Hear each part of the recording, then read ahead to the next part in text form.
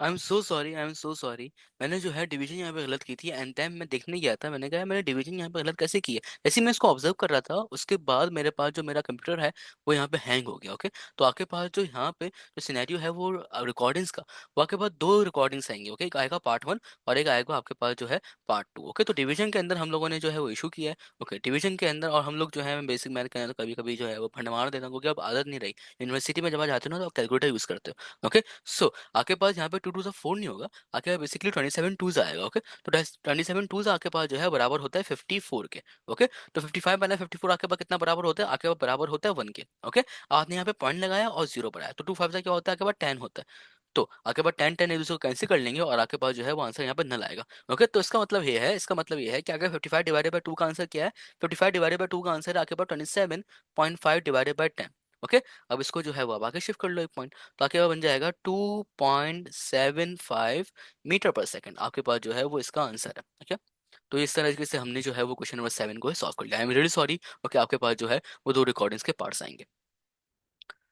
Okay, अब आपके पास क्वेश्चन नंबर 8 है। क्वेश्चन नंबर 8 में आपको आपको बेसिकली कह रहे हैं कि आपके पास जो गैस मॉलिक्यूल्स हैं डिफरेंट मासेस के, उनको आप लोगों ने जो है वो एक सेम कंटेनर के अंदर रखा हुआ है, और उनकी जो एवरेज ट्रांसलेशनल काइनेटिक एनर्जी है वो डायरेक्टली प्रोपोर्शनल होगी किसके, तो आपके पास मैंने पार्ट 1 के अंदर वो डिस्कस कर लिया। ओके, बेसिकली आपके पास जो एवरेज काइनेटिक एनर्जी है ना, ओके, उसका आपके पास बेसिकली ये फॉर्मूला होता है, दैट इज K.E = 3kT/2।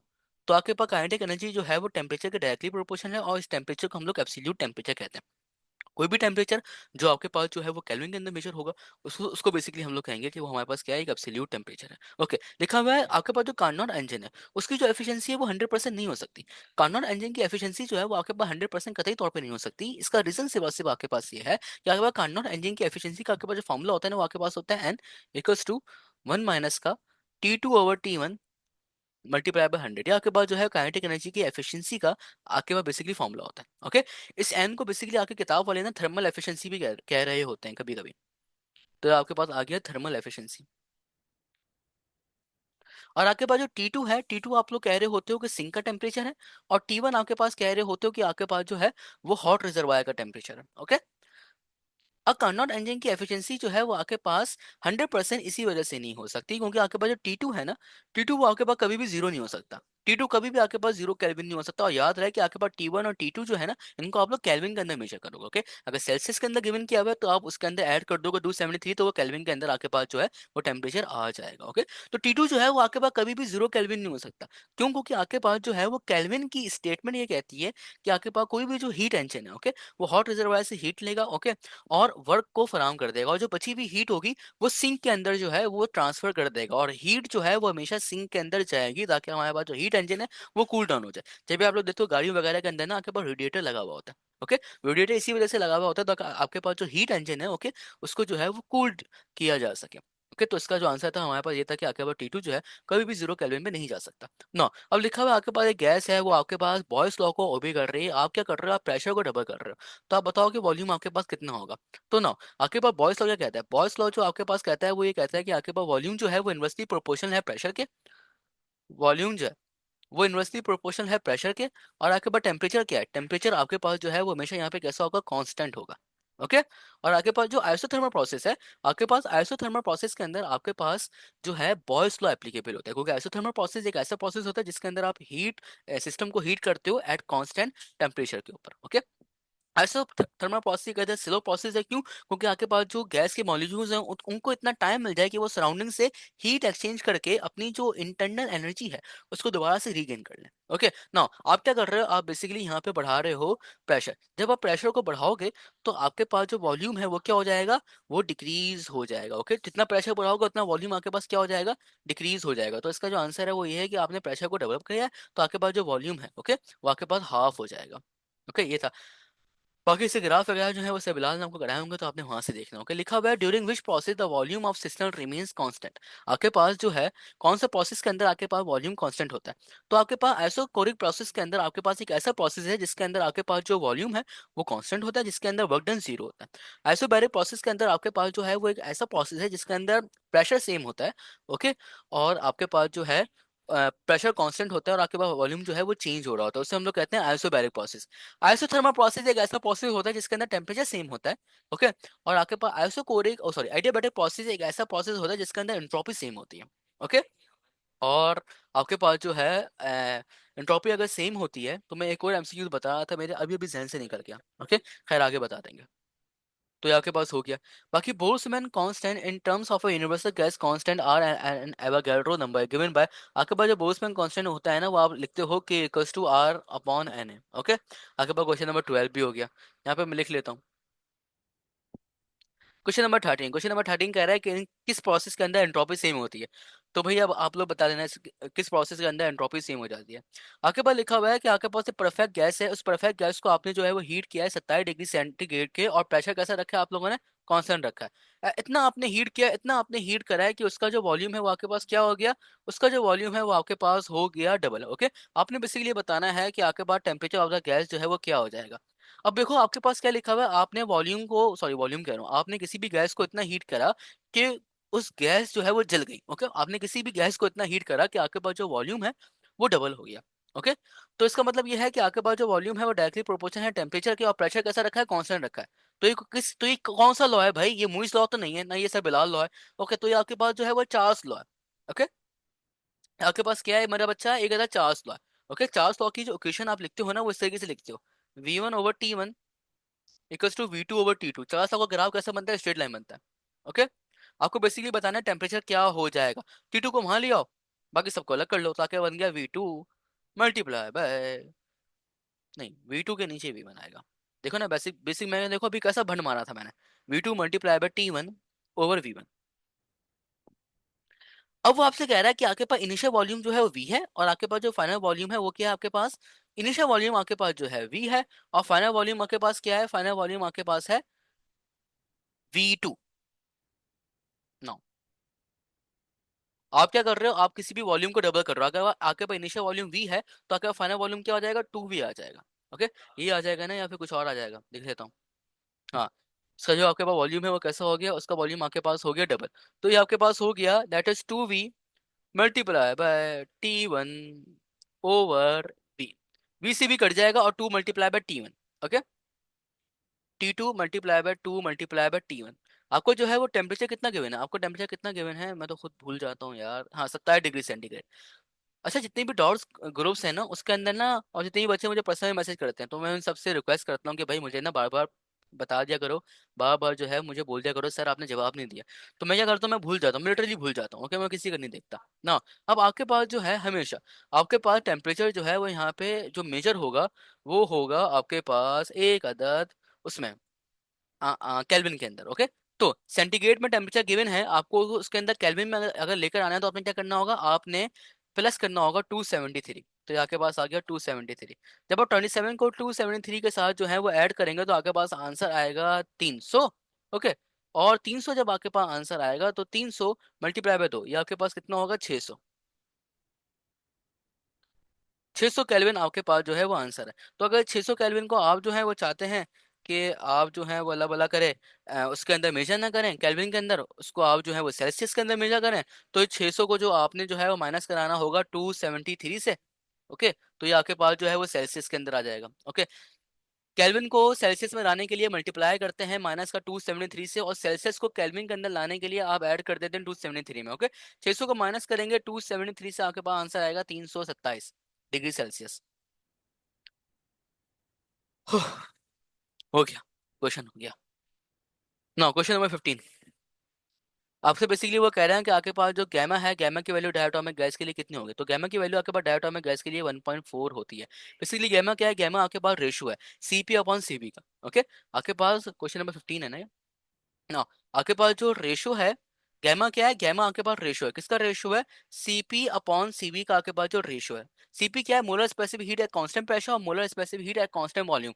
जब आप किसी भी गैस को हीट करो एट कांस्टेंट प्रेशर के ऊपर, और आप किसी भी गैस को हीट करो एट कांस्टेंट वॉल्यूम के अंदर, और इन दोनों हीट्स को आप डिवाइड करा दो, तो आपके पास जो CP/CV का रेशो है ना, ये आपके पास कहलाएगा गैमा, ओके। गैमा की वैल्यू 1.4 होती है, किसके लिए होती है, डाई एटॉमिक के लिए होती है।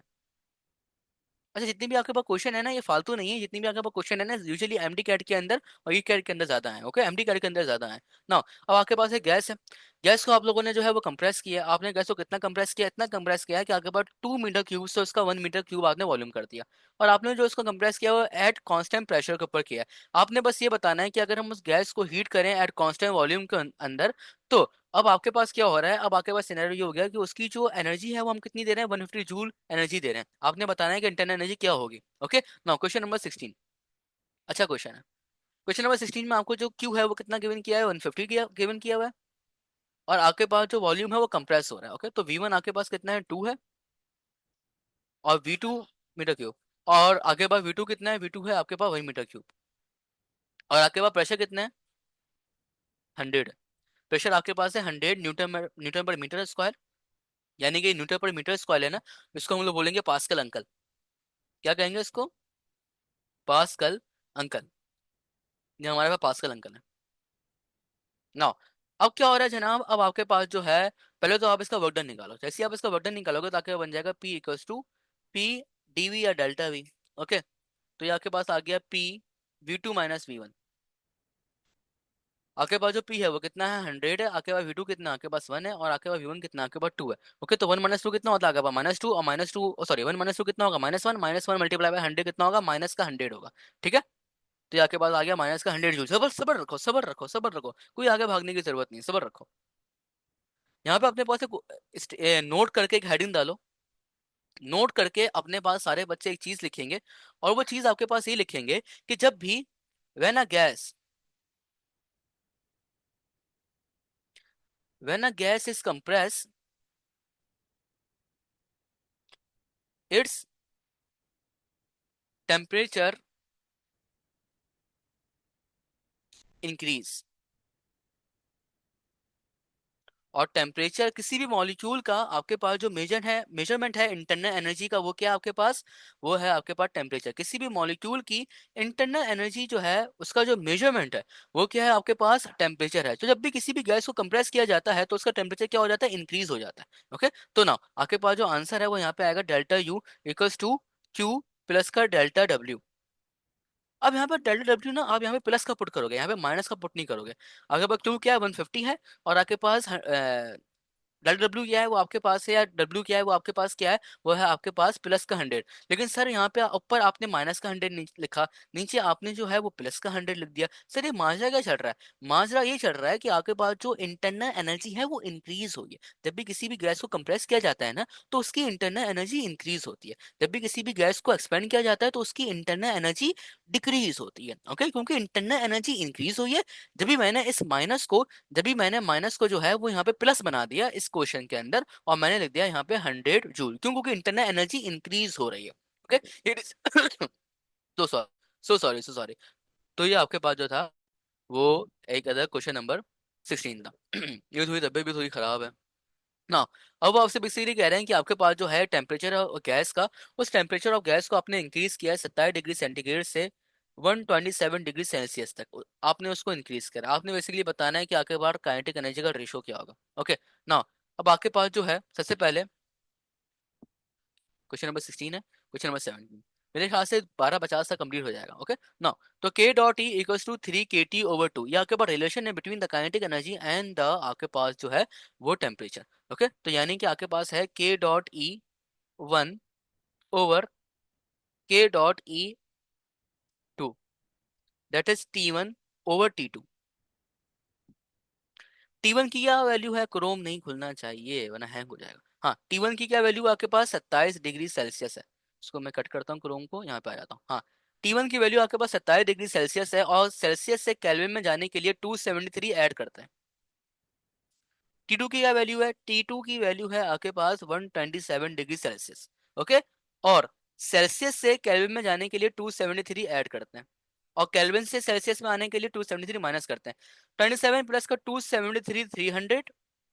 और 273 प्लस का 127, 273 प्लस का 127। आगे भाग गया 3 7 10 10 2 0, यहाँ पे वन ऊपर करे 7 2 नहीं 8 2 कितना होगा? 10। तो ये आपके पास आ गया। और 8 2 10 होता है, 2 2 4 होता है, 4 ऊपर से हाँ 4। तो आपके पास आ गया 400। ओके, ये डबल जीरो को काट देंगे और आपके पास जो है वो फाइनल आंसर आएगा, दैट इज 3/4। तो ये हमारे पास जो है जनाब वो एक अदद रेशो आ गया।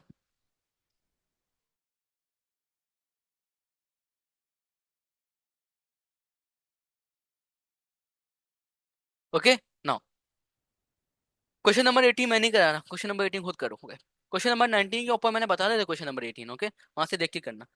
क्वेश्चन नंबर आपके पास जो है वो क्या है जनाब, क्वेश्चन नंबर आपके पास 19 है। ये फर्स्ट लॉ ऑफ थर्मोडायनेमिक्स है, वो किसकी एप्लीकेशन है? First law of thermodynamics, law of conservation of energy की एप्लीकेशन। ओके, क्वेश्चन नंबर 20 क्या, क्वेश्चन नंबर 20 आपको बेसिकली ये कह रहा है कि आपके पास एक अदद आपके पास बलून है।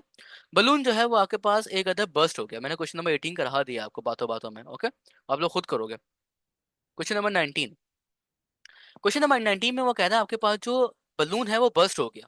मैंने ऊपर एक चीज बताई थी, मैंने कहा जब भी आपके पास लफ्ज आ जाए ना बर्स्ट, इसका मतलब ये है कि आपके पास वो एडियाबैटिक प्रोसेस है। एडियाबैटिक प्रोसेस के अंदर आपके पास एक ऐसा प्रोसेस है, ना हम सिस्टम को हीट देते हैं ना सिस्टम हमें हीट देता है। तो यानी कि आपके पास जो क्यू है वो क्या हो गया, क्यू आपके पास हो गया जीरो, यानी कि हीट आपके पास क्या हो गया, जीरो हो गई।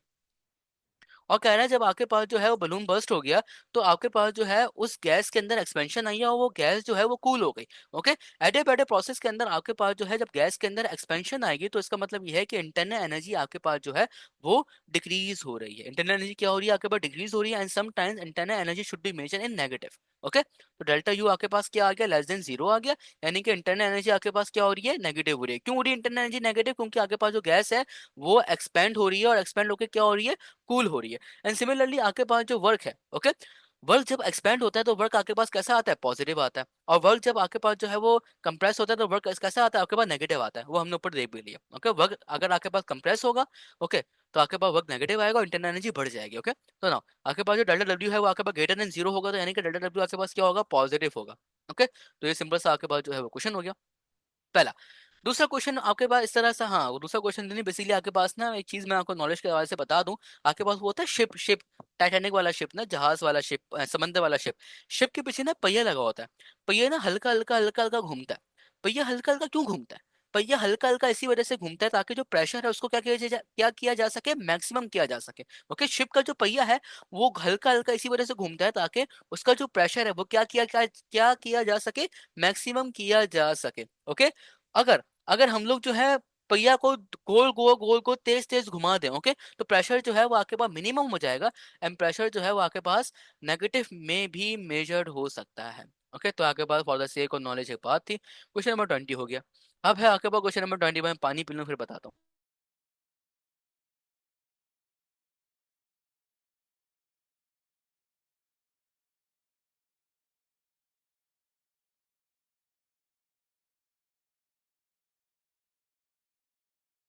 अच्छा, क्वेश्चन नंबर 21 है ना, वो भी मैं आप लोगों से रिकमेंड करूंगा कि आप लोग खुद करोगे। ओके, देखो मैंने क्वेश्चन नंबर 20 करना सिखा दिया ना, कहाँ गया क्वेश्चन नंबर 16, मैंने नहीं, क्वेश्चन नंबर 16 था ना वो, हाँ क्वेश्चन नंबर 16 करना मैंने सिखा दिया ना चंदा। तो क्वेश्चन नंबर 21 जो है वो भी आप लोग खुद करना, क्योंकि देखो ये चीज होती है कि मैं ना बार बार ना चीजें रिपीट नहीं करता। ओके, इससे जो है ये होता है, क्योंकि देखो मैंने एक चीज पढ़ा दी ना, उसको अच्छी तरह पढ़ो। और मुझे पता है कि मेरा जो बच्चा है ना, जब मैं उसको पढ़ाता हूँ तो अल्हम्दुलिल्लाह मैं अपने पढ़ाई के ऊपर इतना कॉन्फिडेंस रखता हूँ कि आपके पास जो है मेरा जब बच्चा जो है वो कोई भी क्वेश्चन को सॉल्व कर रहा होगा ना तो वो खुद ही कर रहा होगा।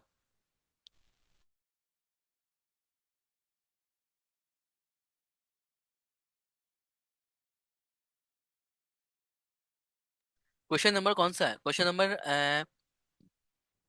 18 जो है, नहीं क्वेश्चन नंबर 18 नहीं है, क्वेश्चन नंबर 16 जो है। क्वेश्चन नंबर 16 को अच्छी तरह से देखना, उसकी रिकॉर्डिंग देखना जो कि मैंने आप लोगों से बातें की हैं, एंड देन उस क्वेश्चन को सॉल्व करना, इंशाल्लाह वो जरूर सॉल्व होगा, आई एम 100% श्योर। ओके, ये हो गया आपके पास होमवर्क।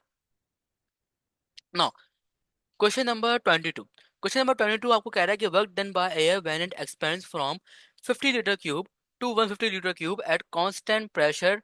और आपके पास प्रेशर कितना है गिवन है, एटीएम गिवन है, ये भी आप खुद करोगे, मैं से कन्वर्जन बता रहा हूँ। 1 एटीएम आपके पास बराबर होता है 10 की पावर 5 बार के। प्रेशर शुड बी मेजर इन बार, हम लोग जो प्रेशर मेजर करेंगे किस में करेंगे, हमेशा बार में करेंगे। ओके, हमेशा याद रहे हम प्रेशर बार के अंदर मेजर करेंगे। तो अगर मैं आप लोगों से पूछूं कि भाई 3 एटीएम कितने बार के बराबर होता है, तो आप कहोगे सर 3 एटीएम, बस एटीएम की जगह पे बार लगा देना, तो बन जाएगा 3 × 10 की पावर 5 बार के। तो यानी कि आपके पास जो 1 एटीएम है वो कितने कितने बार के बराबर है, 1 एटीएम आपके पास जो है वो 10 की पावर 5 बार के बराबर है। ओके, सिमिलरली आपके पास जो है वो 1 लीटर, 1 लीटर जो है वो आपके पास 10 की पावर -3 मीटर क्यूब के बराबर है। 1 लीटर आपके पास कितने मीटर क्यूब के बराबर है? 1 लीटर आपके पास 10 की पावर -3 मीटर क्यूब के बराबर है। अगर मैं आप लोगों से पूछूं कि 5 लीटर कितने बराबर होगा, तो 5 लीटर आप यहाँ पे लिखना, और लीटर की जगह पे आप जो है वो बस सिंपली 10 की पावर -3 पुट कर देना, तो आपके पास आ जाएगा 5 × 10 की पावर -3 मीटर क्यूब। तो 5 लीटर आपके पास जो है वो इतने मीटर क्यूब के बराबर होगा। सिमिलरली क्वेश्चन नंबर 22 होमवर्क है, ओके, वो आप लोगों ने करना। क्वेश्चन नंबर 23 में वो आप लोगों से बेसिकली ये कह रहे हैं कि कहाँ गया, हाँ, टेम्परेचर रिमेनिंग कांस्टेंट है, the pressure of a gas decrease by 20, the percentage change in volume it is known as. वो आप लोगों से सिंपल जो है वो एक छोटा सा क्वेश्चन पूछ रहे हैं। ओके, आप लोगों से क्या क्वेश्चन पूछा? अच्छा, ये जो हमारी जो रिकॉर्डिंग नंबर 1 है ना, वो मेरे पास अपलोड हो गई है, तो मैं जो हूँ वो इसको एक बार देख लेता हूँ और उसको मैं जो हूँ वहाँ पे कॉपी कर देता हूँ, ताकि वो अपलोड होती रहे, और साथ साथ जो ये है ये मैं अपलोड करते रहें, ताकि मेरा टाइम बचे और मैं जो हूँ अपने मिर्च का पढ़ लूँ। मेरे जो है मिर्च आने वाला है।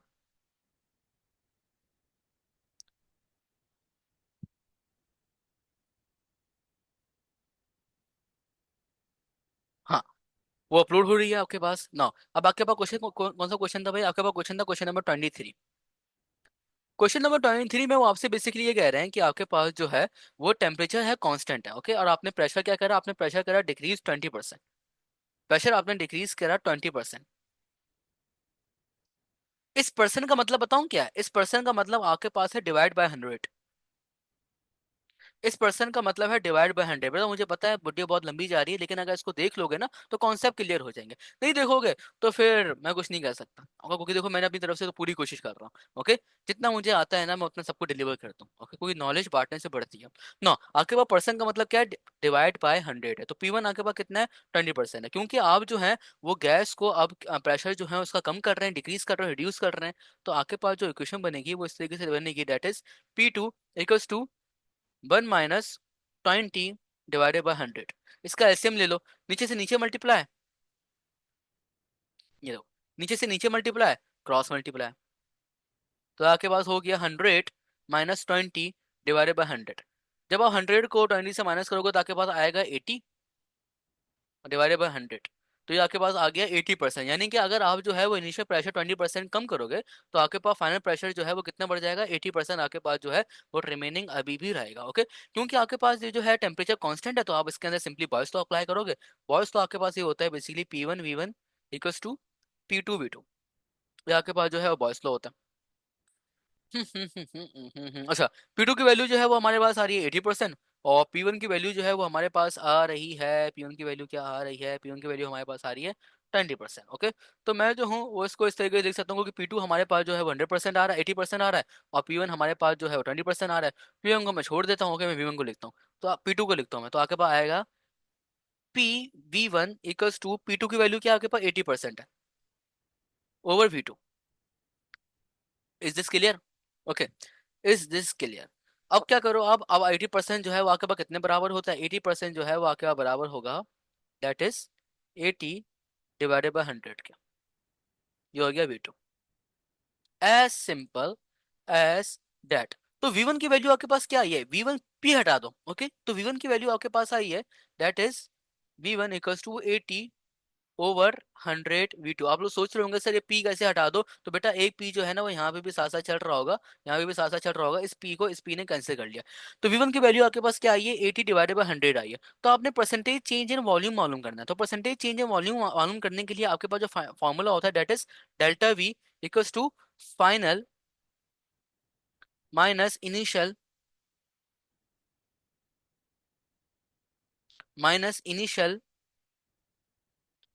Divided by initial. ओके, ये आपके पास जो है बेसिकली अगर परसेंटेज चेंज इन वॉल्यूम का फॉर्मूला होता है, और मल्टीप्लाई बाय 100, क्योंकि परसेंटेज आया हुआ तो हमने इसको मल्टीप्लाई कर दिया जनाब 100 से, छोटी सी बात थी ना। अब क्या करो आप? अब कर लो आप V2 - V1/V1, क्योंकि फाइनल आपके पास V2 है, इनिशियल आपके पास जो है V1 है, तो V2 - V1/V1 multiply by 100।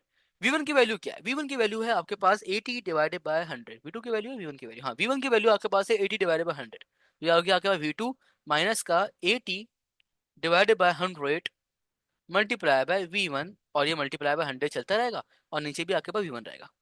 Okay, नीचे से नीचे मल्टीप्लाई, क्रॉस मल्टीप्लाई, तो ये आपके पास हो गया दैट इज 100 V2, और क्योंकि हमने V1 की वैल्यू पुट करी है तो उस V1 की जगह पे आपके पास जो है वो इधर आएगा V2, क्योंकि भाई V1 इक्वल्स टू 80/100 V2 है ना, तो जब आप V1 की वैल्यू पुट करोगे तो आपके पास यहाँ पे आएगा 80/100 V2, सिंपल। तो ये आपके पास आ गया 100 V2 माइनस का 80 V2 डिवाइडेड बाय 100, और नीचे भी आपके पास आप V1 की जगह में 80/100 पुट कर रहा हूँ, नीचे V1 की जगह भी मैं 80/100 पुट कर रहा हूँ, तो आपके पास आ गया 80 multiply by V2 divided by 100, और ये आपके पास मल्टीप्लाई बाय 100 परसेंटेज के लिए चलता रहेगा। 80 माइनस 100 कितना होता है? 80 माइनस 100 होता है आपके पास कितना होगा? 20। तो ये हो गया 20/100 V2, और ये हो गया 80 V2/100 मल्टीप्लाई बाय 100। अब ये जो 80 V2/100 है ना, इसको ऊपर ले जाओ, इसको ऊपर ले जाने के बाद ये ऊपर जाएगा तो ये आपके पास रेसिप्रोकल हो जाएगा। ओके, तो आपके पास बन जाएगा 20/100 मल्टीप्लाई बाय V2, और ये हो गया आपके पास 100 divided by 80 V2 multiply by 100। इस 100 से ये 100 कैंसिल हो जाएगा, इस V2 से ये V2 कैंसिल हो जाएगा, तो आपके पास जो परसेंटेज चेंज इन वॉल्यूम आएगा यानी कि डेल्टा V, वो आपके पास है 20 डिवाइडेड बाय 80 मल्टीप्लाई बाय 100। 0 0 से मर जाएगा, 2 1 जा 2, 2 4 जा 8, तो आपके पास आंसर आएगा डेट इज 100/4। आपके पास जो है 100/4 यानी कि 1/4 मल्टीप्लाई बाय 100, 1/4 जो है ना ये आपके पास, ये वाला 1/4 ये आपका बराबर होता है 0.25 के। ओके, तो ये आपके पास बराबर आ गया डेट इज 0.25 मल्टीप्लाई बाय 100। जब आप इस 100 को 0.25 से मल्टीप्लाई करोगे तो आपके पास आंसर आएगा 25%, तो यानी कि 25% जो है वो चेंज इन वॉल्यूम आपके पास बढ़ जाएगा। ओके, लास्ट के 2 क्वेश्चन रह गए, फटाफट देख लेते हैं। लिखा हुआ है आपने एफिशिएंसी पता लगानी है कार्नोट इंजन की जो कि 2 रिजर्वायर्स के ऊपर काम कर रहा है। ओके, ना देखो क्वेश्चन के अंदर अगर आपको एफिशिएंसी पता लगानी हो 2 रिजर्वायर्स की जो कि 2 रिजर्वायर्स के बीच में जो है वो काम कर रहा है, देखो तो आपके पास जो हायर टेम्परेचर होगा ना वो आप T1 लेट करोगे, और लोअर टेम्परेचर T2 लेट करोगे। अब जब आप क्वेश्चन देखोगे क्वेश्चन नंबर 24, तो आपके पास ना एक वैल्यू गिवन की हुई है 27 और एक वैल्यू गिवन की हुई है 123, ये सेल्सियस के अंदर है। तो 27 और 123 में से बड़ा कौन सा है? तो 123 है, तो 123 को आप T1 लेट करोगे, और 27 को आप T2 लेट करोगे। अब क्योंकि ये सेल्सियस के अंदर है तो आपने जो है वो इसको केल्विन के अंदर कन्वर्ट करना है। ओके, कैसे कन्वर्ट करना है कि आपने इसके अंदर सिंपली ऐड कर देना 273, तो 123 प्लस का 273 आप लोग ऐड करोगे तो आपके पास आंसर आंसर आएगा 396 केल्विन, और 27 को जब आप 300 में ऐड करोगे तो आपका आंसर आएगा दैट इज 300 केल्विन। ये आपके पास छोटे मोटे आंसर आएंगे। ओके, ना अब आपके पास जो है वो कार्नोट इंजन की थर्मल एफिशिएंसी का फॉर्मूला होता है आपके पास that is 1 minus T2/T1 multiply by 100। T1 की वैल्यू क्या है आपके पास? T1 की वैल्यू आपके पास 300, और T1 सॉरी T2 की वैल्यू आपके पास 300 है, T1 की वैल्यू क्या आपके पास 396 है मल्टीप्लाई बाय 100। ये जो 300 लिखा हुआ है ना मेरे पास 300, इसको मैं मुझे अच्छा नहीं लग रहा है ये, तो मैं इसको ऐसे लिखूंगा 3 multiply by 100 over 396 multiply by 100। Okay, तो 3 1 जा 3, 3 1 जा 3, 3 2 जा 6, 3 3 जा 9, और ये आपके पास आ गया 3 2 जा 6। तो आपके पास जो आंसर आया है जनाब, वो आपके पास आंसर आया दैट इज 1 माइनस 100/132, और इस पूरा जो है ये मल्टीप्लाई हो रहा है आपके पास 100 से। ओके, अभी जो 132 है इसका एलसीएम ले लो, नीचे से नीचे मल्टीप्लाई क्रॉस मल्टीप्लाई, तो आपके पास आएगा 132 माइनस का 100/132 मल्टीप्लाई बाय 100।